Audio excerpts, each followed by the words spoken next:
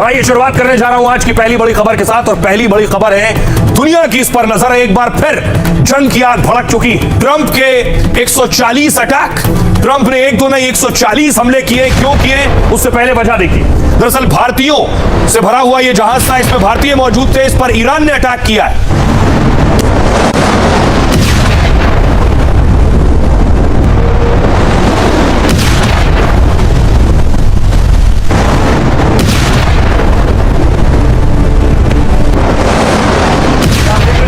दावा यह है कि साइप्रस का जहाज था, साइप्रस के जहाज में भारतीय क्रू था, भारतीय सवार थे। उस जहाज को ईरान ने टारगेट किया है। एक भारतीय लापता बताया जा रहा है। आपको बताऊं कि आखिर कहां पर, किस जगह पर वो भारतीय जिस जहाज पर सवार थे वो दरअसल सोहार बंदरगाह, ओमान का सोहार बंदरगाह से जहाज जा रहा था। इसे जेबेल अली पोर्ट पहुंचना था, लेकिन बीच में देखिए हॉर्मूज में, ये मुसंदम प्रांत है ओमान का, यहां पर इस पर अटैक हुआ है और इसमें 11 भारतीय जिन्हें बचा लिया गया, एक भारतीय लापता बताया जा रहा है। देखिए यहां से चला था सोहार बंदरगाह से, मुसंदम प्रांत पर अटैक हुआ है और जेबेल अली पोर्ट पहुंचना था इसे। लेकिन सोचिए, भारतीय जिस जहाज पर सवार थे उस पर अटैक हुआ। इसके बाद ट्रंप ने, अमेरिका ने 140 ठिकानों पर ईरान के हमला कर दिया। ये अमेरिकी हमले की तस्वीर है। अमेरिका ने अपना F-35C उतार दिया।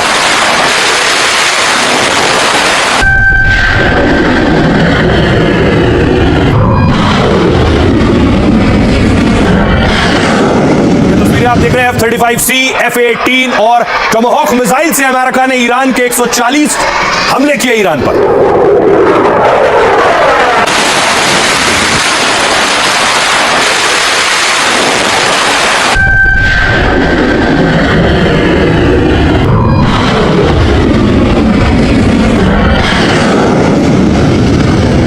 और ये अटैक अमेरिका ने किए हैं, और अटैक सटीक निशाने पर ईरान में टारगेट हिट हुए। ये देख रहे हैं, ये अमेरिका ने तस्वीरें जारी की।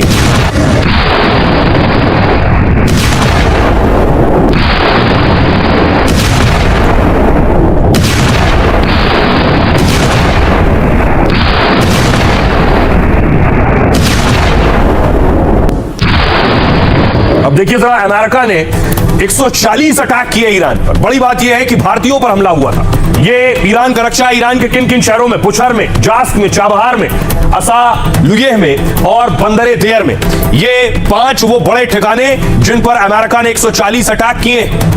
और अमेरिकी हमलों का मंजर आप सोचिए क्या रहा होगा जिस वक्त अमेरिका ने अटैक किए हैं। लगातार मिसाइलें दागी गई हैं और अत्याधुनिक खास मिसाइलों से ये हमले किए गए। कुछ इस तरह से एआई वीडियो है अमेरिका ने जो अटैक किए हैं ईरान के ऊपर।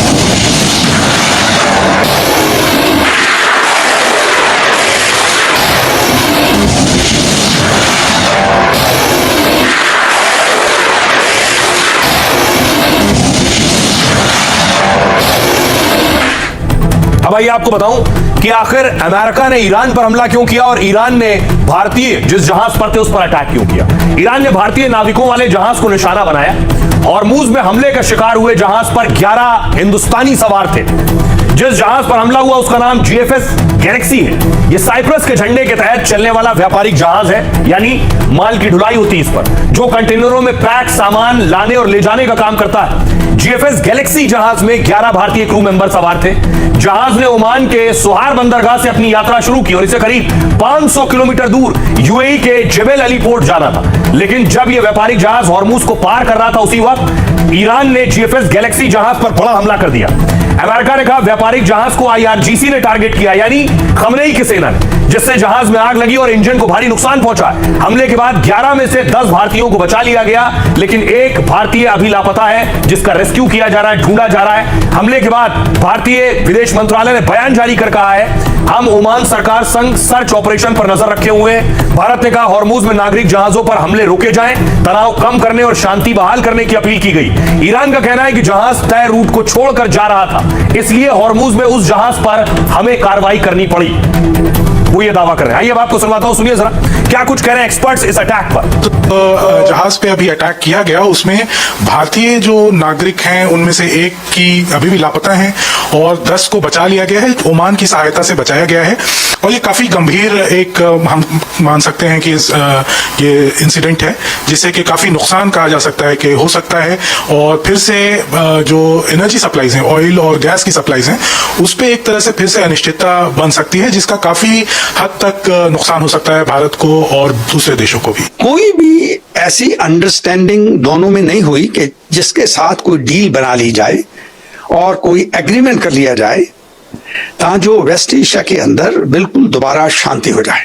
एक्सपायरी ऑफ मेमोरेंडम की टर्म के मुताबिक जो अमेरिका था उसने दोबारा जो एयर स्ट्राइक्स थी ईरान के ऊपर रीलॉन्च कर दी।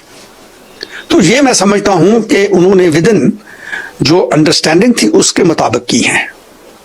और ये भी देखने को आया है कि उनकी जो अभी पॉलिसी कुछ दिनों में, आने वाले दिनों में मुझे नजर आ रही है, वो ये है कि it will be tit for tat. अगर वो कहीं पे कोई अपना ड्रोन छोड़ते हैं इरानियंस, जहां कहीं भी अपनी मिसाइल मारते हैं, तो अमेरिका दोबारा उनके ऊपर मिलिट्री स्ट्राइक्स करेगा।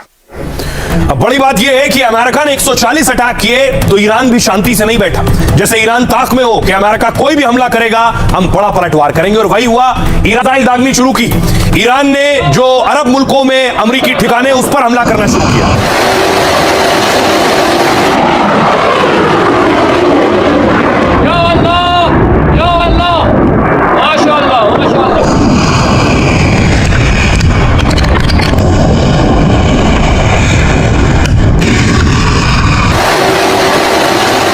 खमनेई की तस्वीर लगाकर मिसाइल दागी, और देखिए मिसाइल जाकर गिरी है बहरीन में। जो ईरान ने मिसाइल दागी वो बहरीन में जाकर गिरी।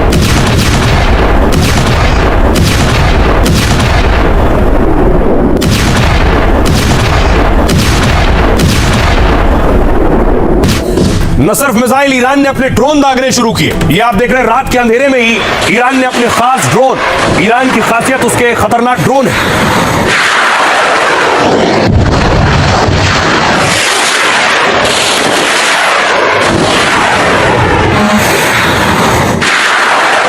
और ईरान के ड्रोन भी अमेरिका के ठिकाने जो अरब मुल्कों में, कुवैत में, देखिए ये आप देख रहे हैं कंट्रोल रूम की तस्वीर जहां सीसीटीवी लगे हुए हैं। धमाके आपको दिखाई देंगे, आसमान में आपको साफ रोशनी दिखाई देगी कि अटैक हो रहे हैं, मिसाइल और ड्रोन गिर रहे हैं।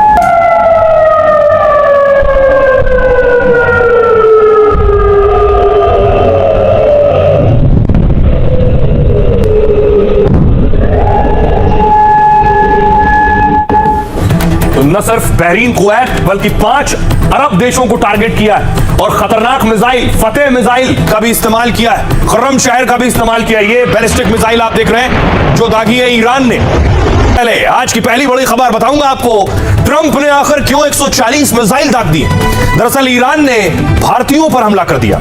जी हां, भारतीय जिस जहाज में सवार थे उस पर अटैक किया, जिसके बाद अमेरिका ने 140 मिसाइलें दागी हैं। उसके बाद फिर ईरान ने अमेरिका के ठिकाने जो गल्फ कंट्रीज में है, अरब मुल्कों में, उस पर अटैक शुरू कर दिया है, हॉर्मुज बंद कर दिया है। आखिर क्या हो रहा है मिडिल ईस्ट में आपको बताऊंगा, और क्या फिर तेल का संकट खड़ा होने वाला है, और आखिर कैसे और किस हाल में वो भारतीय जिन पर ईरान ने अटैक किया था। अगली बड़ी खबर बात करेंगे, काशी, मथुरा, संभल बातचीत से हल।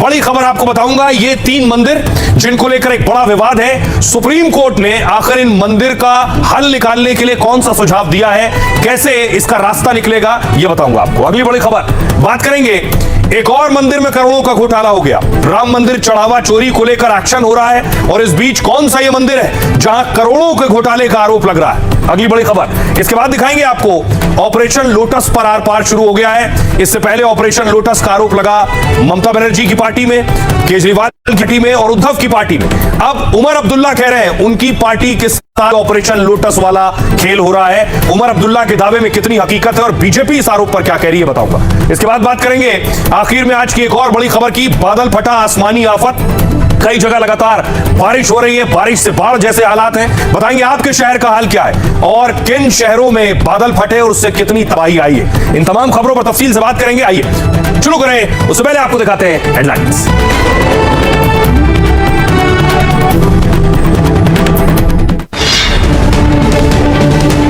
मंदिर मस्जिद केस पर सुप्रीम कोर्ट की बड़ी पहल, ज्ञानव्यापी कृष्ण जन्मभूमि और संबल विवाद को बातचीत के जरिए सुलझाने को कहा। 21 से 23 अगस्त तक लोक अदालत में होगी सुनवाई। चढ़ावा चोरी विवाद में शंकराचार्य अभिमुक्तेश्वरानंद की एंट्री हो गई, कहा राम मंदिर बीजेपी और आरएसएस का दफ्तर, संघ ने बैठक